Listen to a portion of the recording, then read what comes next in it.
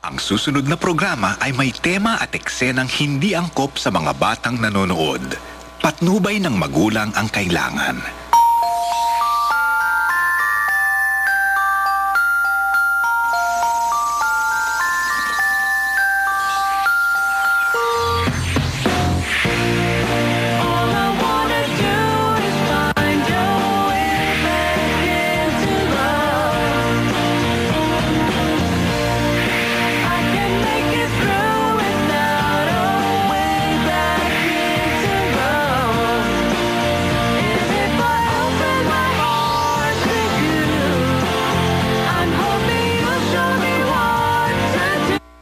Sa buhatang para kinapin si Pauline.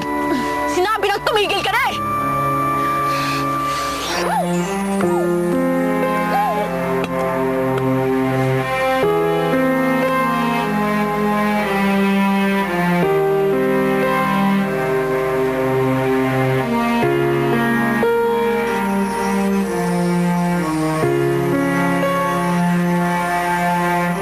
Miss Pinabil! Tara na! Miss Pinabil! Sorry.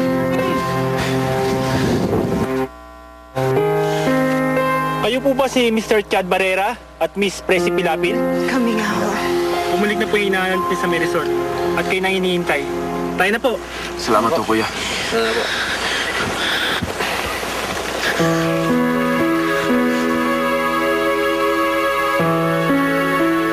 Donnie, nahanap na daw ng mga rescuers sina Chad and Presi. Parating na rin sila dito sa resort. Talaga? Buti naman wala nangyari sa ate ko. Hindi naman siguro siya pinabayaan ni Chad. Grabe ang inabot nila, mahanap lang nila tayo. Nangyari nang nangyari. Mabuti na rin yun at nagkaayos tayo. Oo nga eh. At least now, masasabi ko na this is a really goodbye.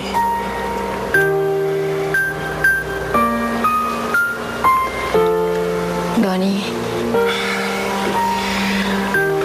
Pasensya na kung kinukulit kita. Kung naging pasaway ako. Kung naging stalker mo ako. Pero, promise, pagkaalis natin dito, hindi na kita guguluhin. Siya nga pala. Itong padlock ko. Souvenir mo. ano to? Bakit? Ngayon ko ba nakakita ng padlock? Ito yung susi, oh. Itatapon ko na, ah.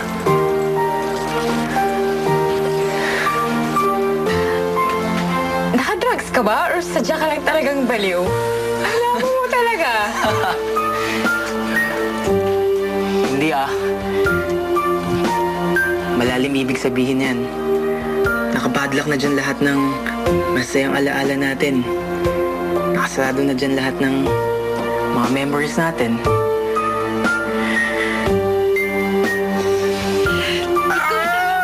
Kung ano mo iniisip mong kakornihan? Sakit, ah. Eh, dyan naman kita nakuha sa akordihan ko, di ba?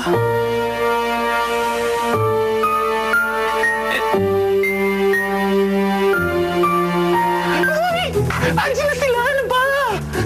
Hoy, kayo, kala ko ba you're saying goodbyes na? Bakit ganyan kayo kung magkakayakap naman para kayong tuko? Hoy, tumigil ka nga dyan. Hoy, Donnie, ate ko tumigil dyan. Ewan ko ba sa inyo?